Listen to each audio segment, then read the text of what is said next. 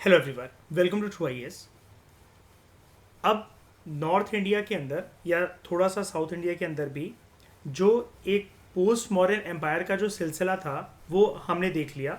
अब हम फार साउथ चलते हैं और दक्षिण की तरफ एंटर करते हैं और जानते हैं यहाँ पर संगम लिटरेचर के बारे में एज वेल एज चोला चेरा पांड्या के बारे में। ठीक है, तो सबसे पहले हम लोग एम्पायर की स्टडी करेंगे, उसके बाद हम संगम लिटरेचर की बात करेंगे। वो थोड़ा सा एक कल्चरल एस्पेक्ट होता है, ये थोड़ा सा एक पॉलिटिकल और एडमिनिस्ट्रेटिव एस्पेक्ट होता है हिस्ट्री के अंदर, दक्षिण भारत की हिस्ट्री। ठीक है, तो early historical period of south India from megalithic to the state polities of Chera, Cholas and Pandyas.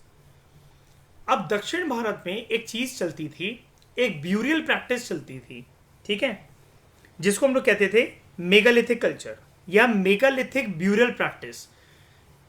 देखो एक बात मैं बता दूं, ये मेगालिथिक ना, आप जानते हो लिथिक होता है क्या? मेगा मतलब क्या? सबसे पहले बताओ। मेगा मतलब ह्यूज, ह्यूमंगस, बिग। और लिथिक मतलब क्या? Anything which is concern with stone. और बड़े साइज के क्योंकि स्टोन है तो मैं इनको बोल्डर्स भी कह सकता हूं। ठीक है, बड़े बोल्डर्स, ह्यूज पत्थर, ह्यूज क्या कहते हैं, बड़े बड़े साइज के बोल्डर्स या फिर पत्थर, चट्टान। ठीक है, अब देखो ये तो हो गए बड़े साइज के पत्थर, इस टाइम पर मिलते थे। इतने बड़े साइज के पत्थर उत्तर भारत में, नॉर्थ इंडिया में यूज नहीं करे जाते थे। मैं कह रहा हूं यूज नहीं करे जाते थे इतने बड़े साइज के पत्थर। उस पत्थरों को काटकर, उत्तर भारत की बात कर रहा हूं, पहले मैं नॉर्थ इंडिया की बात कर रहा हूं। काट काट के उन पत्थरों को एक नक्काशी दी जाती थी, एक शेप दी जाती थी। लेकिन दक्षिण भारत में हमें अगर पत्थर देखने को मिल रहे हैं तो उनकी शेप तो है, लेकिन वो साइज में बहुत ज्यादा बड़े हैं। इनको कहा जाता था मेगालिथिक। लेकिन मेगालिथिक है क्या? मेगालिथिक है मरघटा, शमशान घाट, जहां पर किसी एक मुर्दे को दफन करा जा रहा है। ये पत्थर ऐसे ही नहीं है कि कोई पिलर है, कोई इंस्क्रिप्शन है इसके ऊपर। इंस्क्रिप्शन हो सकती है, लेकिन उसके इर्द गिर्द पक्का कोई ना कोई एक डेड बॉडी मिलेगी। अगर वो डेड बॉडी एक फेमस बंदा था, एक फेमस बंदी थी उस एरिया की, उस रीजन की, तो उसके एक मरघटे के इस पिलर पर, बड़े से इस चट्टान पर, उसके बारे में अच्छी अच्छी बातें लिख दी जाएंगी। उसकी जन्म तिथि, उसकी मृत्यु तिथि, उसका नाम, उसका घर परिवार, कौन सा युद्ध लड़ते हुए इसकी मृत्यु हुई, ये कर दिया जाएगा। जैसा कि आप जानते हो कि स्टोन लगाया जाता है Muslim as well as Christian cemetery में। यहां पर दफन करने की प्रक्रिया चलती ना दो धर्मों में, तो एक पत्थर लगा दिया जाता है, तो वहां पर नाम लिख दिया जाता है पर्सन का कि ये इसका नाम था, ये इनका पूरा नाम था, ये इनकी जन्म तिथि थी, ये इनकी मृत्यु तिथि थी। ठीक है, या जो भी चीजें हैं, ताकि लव्ड वंस जब मिलने जाएं अपने घर वालों से जो कि नहीं नहीं रहे हैं इस दुनिया में, तो वो पहचान सकें कि हमारे ये परिवारजन इनमें से कौन कौन से हैं, उस सीमेंट्री के ऊपर जो पत्थर लगा हो इसको पढ़कर।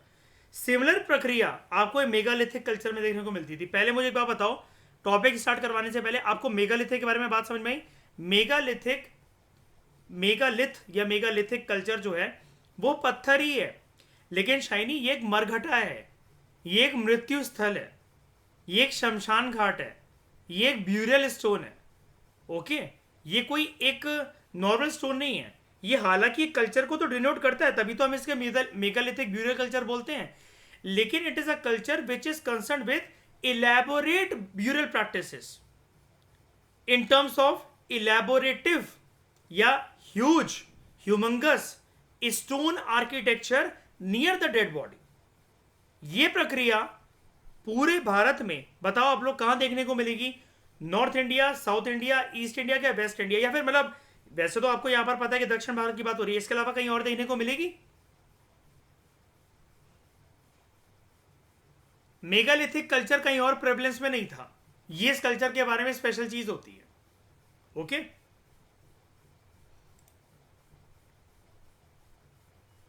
तो एज वी नो जो प्री हिस्टोरिक एज है, जब राइटिंग फेज डेवलप नहीं हुआ था, उसके बाद हिस्टोरिकल फेज आता है जहां पर राइटिंग शुरू होती है और रिटन लिटरेचर स्टार्ट होता है। लोग ज़्यादा सेटल्ड और स्टेबल कम्युनिटी लाइफ बताना शुरू करते हैं। वो इस वजह से भी पॉसिबल हो पाता है क्योंकि लोगों ने खेती बाड़ी के माध्यम से अपना खुद का खाना उगाना सीख लिया होता है।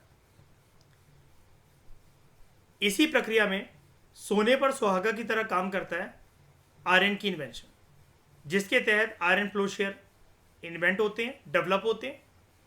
और 6th सेंचुरी बीसी की प्रक्रिया तो फिर आपने देखी थी, वहां से लेकर उत्तर भारत में कि सब कुछ कैसे चलता है। आयरन फ्लोशेयर की वजह से एग्रीकल्चर की जो प्रोडक्शन थी, जो क्रॉप प्रोडक्शन थी, वो 10 फोल्ड हो गई, 20 फोल्ड हो गई, कई कई एरियाज में तो 100x हो गई।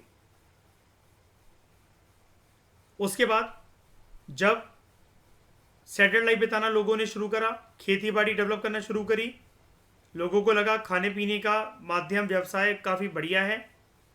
अब स्टेट सिस्टम डेवलप हुआ, यानी कि पॉलिटी डेवलप हुई। धीरे धीरे चलते चलते मेटालिक मनी यूज होना शुरू हुआ। अर्थव्यवस्था जो थी अब वो चरमरा नहीं रही थी, अब वो काफ़ी स्टेबल थी।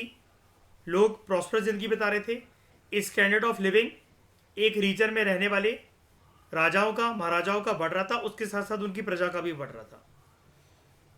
लेकिन जिस प्रकार से ये सारी की सारी प्रक्रिया, इधर तक देखो, इधर ब्रैकेट में मार रहा हूं, जो ये सारी प्रक्रिया जो जिस हिसाब से डेवलप हो रही थी, ये सारा का सारा फेज था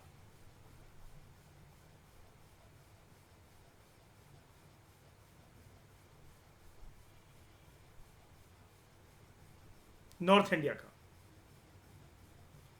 इसी प्रकार का एक लीनियर फैशन मतलब ये किसको कहा जा रहा है, यानी कि पहले प्री हिस्टोरिक फेज होना, फिर हिस्टोरिक फेज होना, राइटिंग और रिटन लिटरेचर की इन्वेंशन होना, उसके बाद लोगों के द्वारा एक सेटल्ड कम्युनिटी लाइफ बिताया जाना, एग्रीकल्चर की वजह से वो सेटल्ड लाइफ और स्टेबल हो गई, फिर आयरन के डेवलपमेंट होना, आयरन फ्लोशेयर बनना, स्टेट सिस्टम डेवलप होना, एडमिनिस्ट्रेशन डेवलप होना, जनपद महाजनपद का राइज होना, पैसा, व्यापार, अर्थव्यवस्था बढ़ना। जिस हिसाब से ये स्टेप बाय स्टेप सब कुछ हमें उत्तर भारत के अंदर ये प्रक्रिया देखने को मिलती है, दक्षिण भारत में सब कुछ एक सिमिलर तरीके से ऐसा नहीं हो रहा था। All these phenomena which appeared in northern India, they did not emerge in linear fashion in southern India. Especially अगर आप दक्षिण भारत में फार साउथ चले जाओ, specially at the tip of peninsula. Tip of peninsula क्या हुआ, फार साउथ ही तो हुआ ना। हाँ के ना के, झूठ बोल रहा हूं मैं।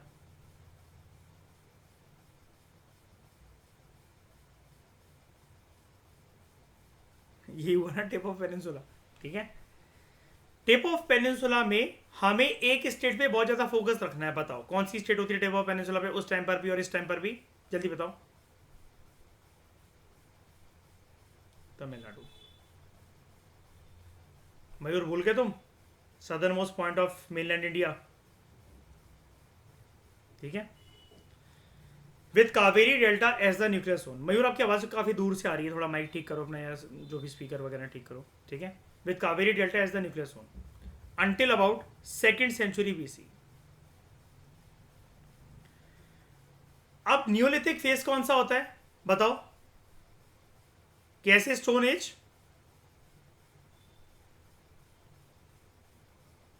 और न्यू स्टोन मतलब क्या, नया नया पत्थर लेकर आया हूं मैं इधर पार्क से उठाकर,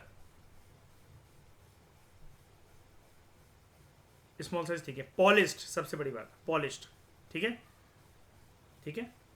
और पैने हैं, हैंडी हैं, शेप डिज़ाइन बहुत बढ़िया है और भारी नहीं है बहुत ज़्यादा।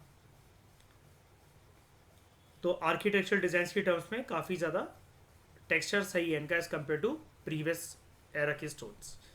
तो न्यूलिथिक फेज जो था दक्षिण भारत का, यहाँ पर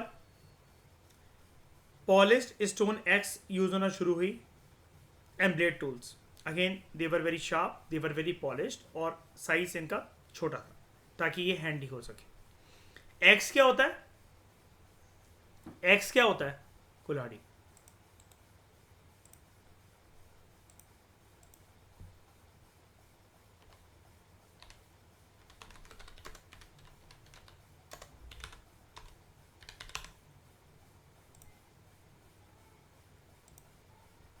इसको देखो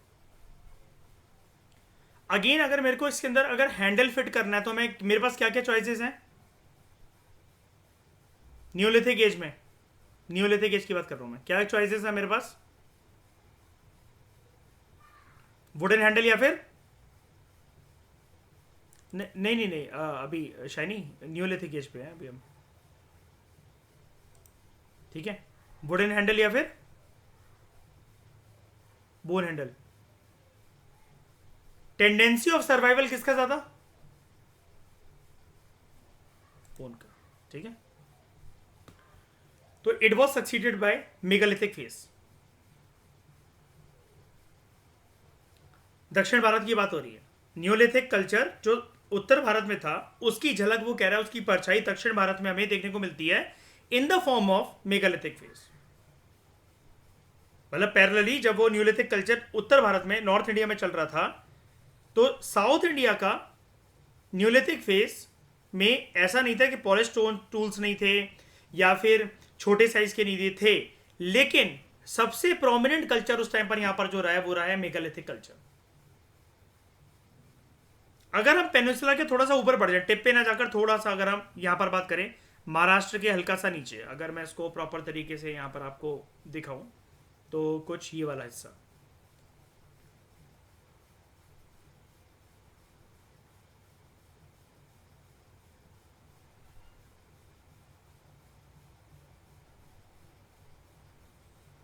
जितना मैंने ब्राउन कलर से मार्क कर रखा है, इस पर फोकस करना जरा एक मिनट के लिए।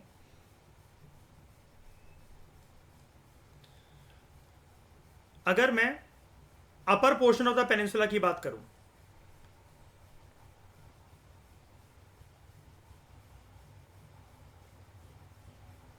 ये वाला हिस्सा, ठीक है, तो यहां पर लोग जो रहते थे देवर कॉल्ड द मेगालिथ बिल्डर्स। ये क्या करते थे?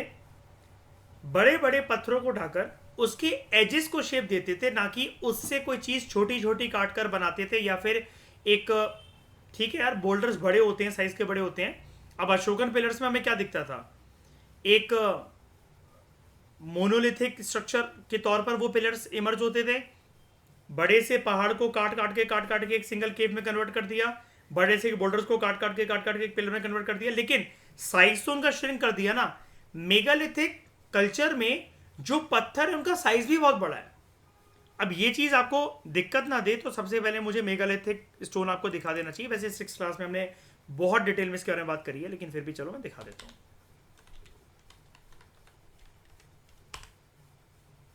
मेगालिथिक स्टोन एक ऐसी इमेज आती थी जानी पहचानी, अगर आपको पता हो, शुरू में जब हम लोग विंडोज को यूज करते थे, जब हम लोग छोटे थे स्कूल में, है ना, वॉलपेपर लगा आता था ये विंडोज का, कभी आपने देखा हो, है ना। अब अगर ये तो हो गया मेगालिथिक स्टोन, अब आप देख लो बड़े बड़ी साइज के ना, कि जैसे मतलब मान लो कि बस तोड़ फोड़ कर बस रख दिए गए हो। अब ये मेगालिथिक स्टोन तो हो गया, लेकिन अब इस मेगालिथिक स्टोन को हमें जानना है इंडिया के कंटेक्स्ट में। तो इंडिया में मैं जा रहा हूं तमिलनाडु में, ठीक है। अब देखो यहां पर ये मेगालिथिक ब्यूरल है, जी हाँ बिल्कुल मेगालिथिक ब्यूरल है। इतने बड़े बड़े पत्थर जिनका ना कोई शेप ना साइज, क्योंकि बड़े पत्थर में आप एजेस को शेप दे सकते हो। आप हमेशा देख लो यहां पर, ये देख लो, आप यहां पर एजेस को शेप दे सकते हो। पत्थर आपको ऐसे ही रखना पड़ेगा। आप सोचो मैं इसको पॉलिश कर दूं, ये कर दूं, वो कर दूं, तो वो किसी के बस की बात नहीं है। और ये और भी बड़े बड़े होते थे, ये तो झड़ गए इतने सालों में, बारिश आंधी तूफान और इन सब की वजह से।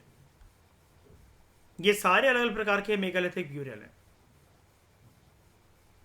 इनको बोला जाता है कि मतलब काइंड ऑफ ये एक इलेबोरेट रिचुअल प्रैक्टिसेस का सिंबॉलिज्म हुआ करते थे, ताकि पर्पस क्या था, ताकि अगर किसी के भी बारे में यहाँ पर लिखा जाए, फॉर एग्जाम्पल सब पे तो नहीं लिखा जाता था, लेकिन किसी के बारे में लिखा जा रहा है या किसी को गाड़ा जा रहा है, तो वो एक पूरा बड़ा सा एरिया सिर्फ उसके नाम पर रिजर्व हो कि ये उसका मरघट है, ये उसका शमशान है, और सिर्फ उसी का ही है। अगल बगल में कोई और डेड बॉडी नहीं है, यहां पर सिर्फ एक ही पर्सन की है। वो अलग बात है कि कोई स्पाउस है, कोई कपल है या फिर किसी पर्सन की आफ्टर लाइफ के चलते उसकी बिलोंगिंग्स हैं, मालिक मरा, बाद में पीछे से उसका कुत्ता मर गया, फिर 4-5 भेड़ बकरियां थी वो मर गई, फिर गाय भैंसे मर गई, तो बार बार ऐसे करते करते इस प्रकार की पिट ड्वेलिंग अलग अलग खोद दी जाएगी, बना दी जाएगी। बहुत बार यहाँ पर गड्ढे बनाए जाते थे, ऐसा विश्वास करा जाता है, जैसे कि आप ये देखो छेद बनाए जाते थे कि आत्मा यहाँ से आना जाना अपना कर सकती है, सांस लेने के लिए बाहर आ गई, ये बंदा यहाँ पर गाड़ा हुआ है, मतलब थोड़ा सा अंडरग्राउंड स्ट्रक्चर बनाकर थोड़ा सा गाड़ा जाता है। अंडरग्राउंड इसका मतलब क्या है, ये देखो सरफेस तो मेन यही है, मेन सरफेस तो यही है पूरे का पूरा, लेकिन थोड़ा सा गड्ढा खोदकर यहाँ गाड़ा जाएगा और उसके बाद किसी किसी ऐसी ऐसी जगह पर, जैसा कि आपको दिखा रहा था, ये ऐसे स्पेसेस और ये होल्स और ये जो ये शाख है, जो काइंड ऑफ एक स्पेस है, वो क्रिएट कर दिया जाएगा। ऐसा माना जाता था कि आत्मा यहाँ से निकलेगी थोड़े थोड़े टाइम के लिए, हवा खाने के लिए या फिर घूमने फिरने के लिए, और दोबारा आकर यहाँ बैठ जाएगी रेस्ट करने के लिए, ऐसा विश्वास करा जाता था।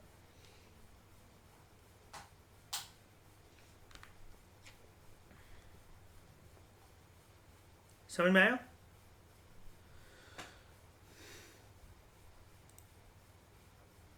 पहले बताओ मेगालिथिक कल्चर में कोई दिक्कत?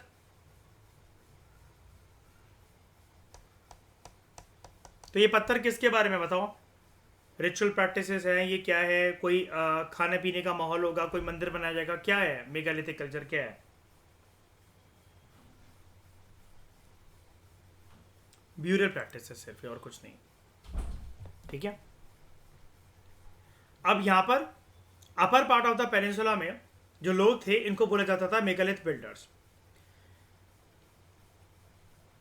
क्वाइट स्ट्रेंजली ये जो लोग हैं, they are identified not from their actual settlements which are rare, but from their Graves.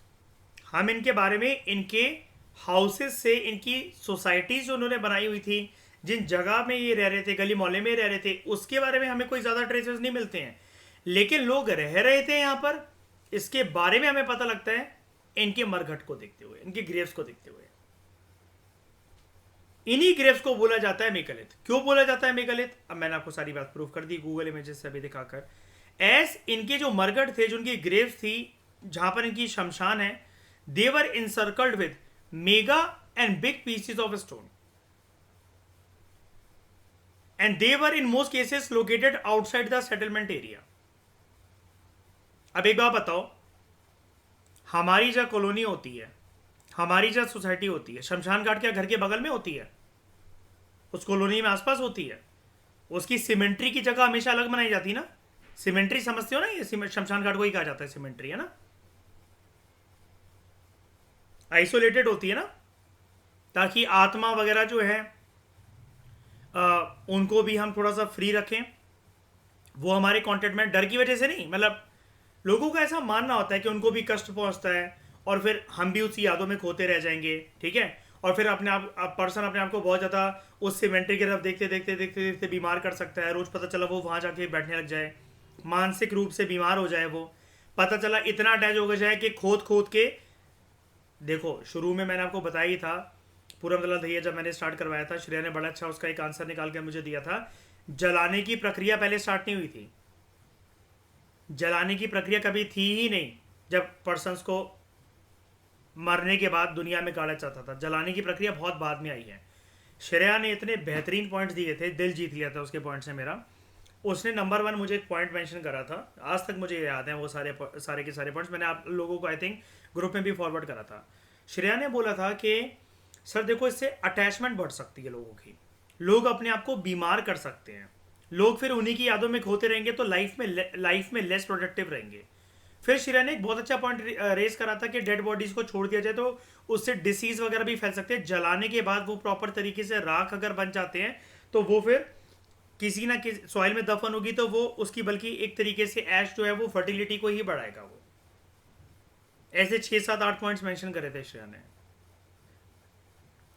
तो ये जो मेगालिथिक ब्यूरल साइट्स हैं, they have yielded the first iron objects from south India. यहाँ पर हमें आयरन ऑब्जेक्ट्स देखने को मिले, विच इंक्लूड एरोहेड्स,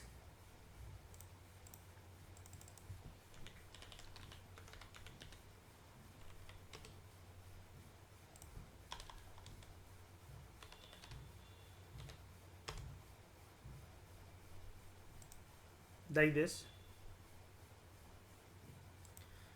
फिर आपका डैगर, डैगर होता है खंजर, खंजर।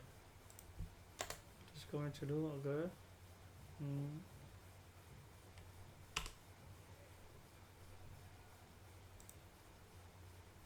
Like this.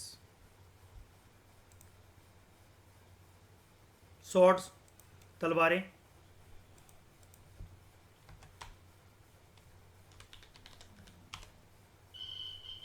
सॉर्ड आपकी तलवारें कुछ इस प्रकार की, ठीक है, कुछ ऐसी। उसके बाद आपका यहाँ पर आ जाता है spear heads,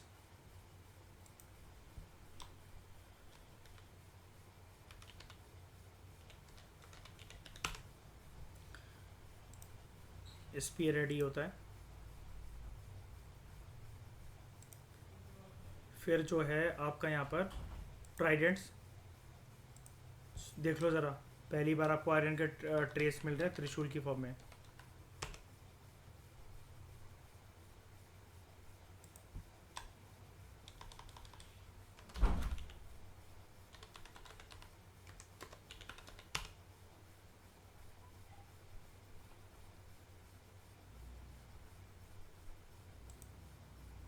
Neolithic tridents discovered, ठीक है।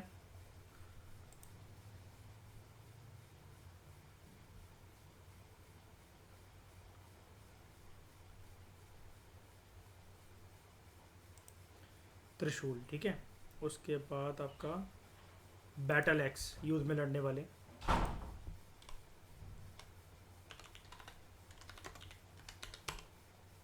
बैटल एक्स ये। फिर आपका हो,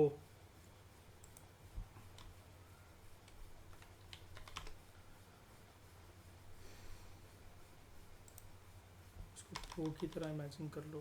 मैं दिखाता हूँ पूरा को, एक मिनट।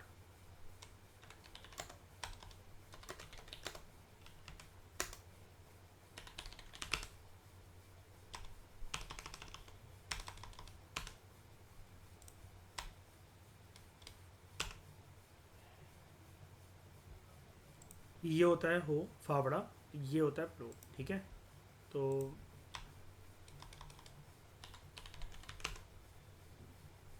ये ठीक है, ओ टू इंडिया, लाइक ऐसा मान लो उसको, ठीक है। उसके बाद आपका प्लो शेयर, प्लो मैंने आपको दिखा दिया, फिर भी दिखा देता हूँ एक बार के लिए। आपका प्लो लाइक दिस, लेकिन ये अब आयरन से बनने लगे थे, ठीक है। मैं आपको दिखा देता हूँ।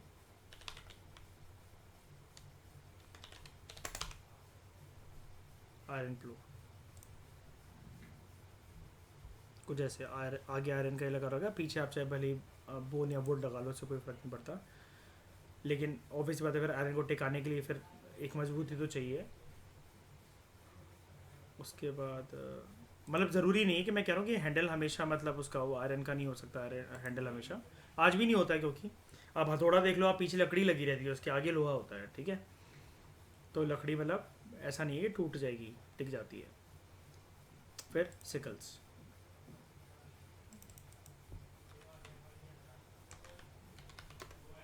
सिकल आयरन टूल, ये इसको कहते हैं खुरपी।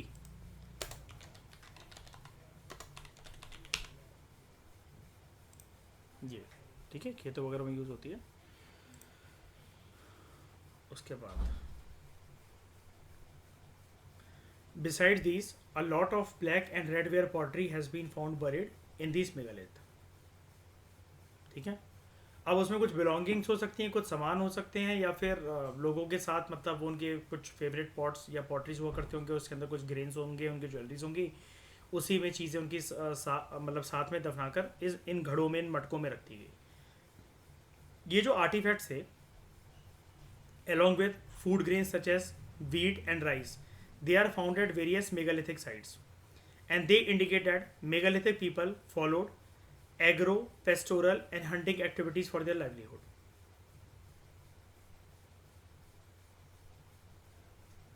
दक्षिण भारत में उस टाइम पर लोग इस ज़माने में एग्रो पेस्टोरल यानी कि वही एक काइंड ऑफ मतलब खेती बाड़ी जहाँ पर हल्की सी मिली, खुद नहीं उगा रहे हैं पहले, जहाँ पर मिली, जहाँ पर इनको गैदरिंग करने का मौका मिला, उतना जितना दे मतलब वो एक ज़मीन जितना प्रोडक्टिविटी दे पा रही, जितना अनाज दे पा रहे, जितने फ्रूट्स वेजिटेबल्स जितने भी आ रहे हैं उसको समेटो, जब वो जगह मतलब अनउपजाऊ हो जाए उसको छोड़ के चले जाओ और फिर किसी नई जगह पर जाकर बसो। इसके अलावा हंटिंग एक्टिविटीज़, मतलब कहने का ये है they did not in all likelihood practised N advance type of agriculture.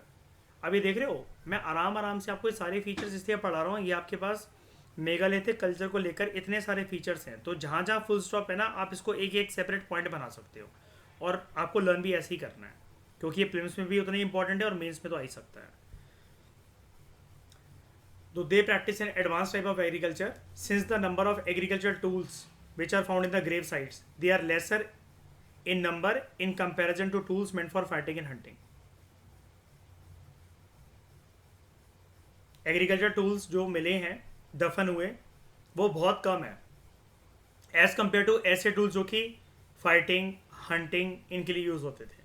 तो दिस शोज के एडवांस टाइप ऑफ एग्रीकल्चर या फिर खेती बाड़ी करने की परंपरा यहाँ पर स्टार्ट नहीं हुई थी, या फिर ये इतना इंटरेस्टेड थे नहीं। अब ये जो मेगालिथ्स हैं, मेगालिथ्स कौन है? मेगालिथ बिल्डर्स को कहा जा रहा है, ठीक है, जिन्होंने ये कल्चर को एक पुश करा और आगे बढ़ाया, और जो पत्थर ये जो बड़े बड़े बनाए, तो ये जो मेगालिथ कल्चर है या फिर जो मेगालिथ जो लोग हैं, जो बिल्डर्स हैं, these megalith builders and megalithic cultures they have been found in all the upland areas of the peninsula, लेकिन ज़्यादातर इनकी कॉन्सेंट्रेशन देखने को मिलती है हमें eastern Andhra Pradesh and in Tamil Nadu. इसलिए मैंने आपसे जब टिप की बात करी थी तो मैंने आपको बोला था कि ये तमिलनाडु की बात हो रही है यहाँ पर। अब प्रोमिनेंट साइट्स जहाँ पर हमें मेगालिथिक ब्यूरल्स देखने को मिलते हैं, ये सारी साइट्स हम लोग, इससे भी ज़्यादा साइट्स हम लोग पढ़ चुके हैं ऑलरेडी 6th क्लास की तमिलनाडु प्लस NCERT की बुक्स में, ठीक है। तो it includes Brahmagiri and Maski both in Karnataka, Adichanallur Tamil Nadu, Junapuri near Nagpur Maharashtra. और ऐसा संभव है, हिस्टोरियंस के द्वारा कहा जाता है कि ऐसी पॉसिबिलिटी ऐसा संभव है डैट चोलास पांड्यास एंड केरला पुत्तास, या केरला पुत्र बोलो, वैसे इनको केरला पुत्तास बोला जाता है, चेरास चोला चेरा पांड्यास, जो कि अशोकन इंस्क्रिप्शंस में मेंशन्ड है। They probably belong to the last phase of megalithic culture. याद है, अगर मैं आपको पूरा भारत बनाकर दिखाऊं, मान लो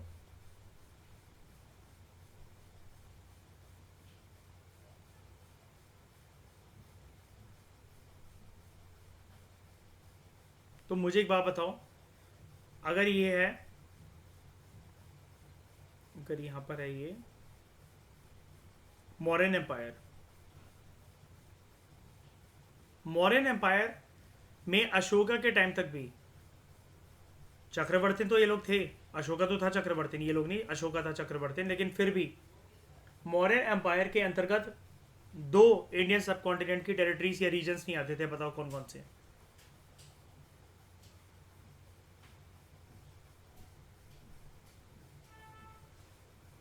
बताओ। एक तो फार साउथ इंडिया बोलो, फार साउथ इंडिया यहाँ पर, और दूसरा नॉर्थ ईस्ट इंडिया। और यहाँ पर ही कौन था, कौन सा रीजन वो अपने कंट्रोल के अंदर नहीं ले पाया था अशोक या फिर मौर्यन एम्पायर? चोलास, चेरास और पांड्यास वाला इलाका। नॉर्थ ईस्ट की तो चलो कोई बात ही नहीं होती है। तो मेगालिथिक कल्चर दक्षिण भारत में, इसके बाद जो शुरुआत होती है यहाँ पर, इसके बाद शुरुआत होती है संगम एज की। इसलिए मैंने आपको बोला था कि थोड़ा सा कल्चर और लिटरेरी एस्पेक्ट होता है।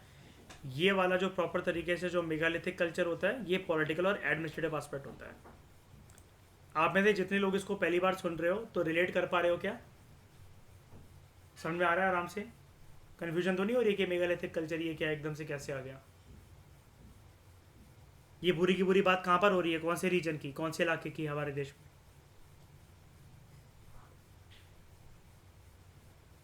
साउथ इंडिया की।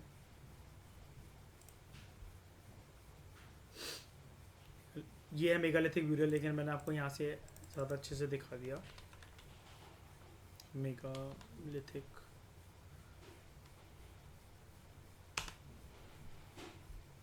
मेगालिथ्स।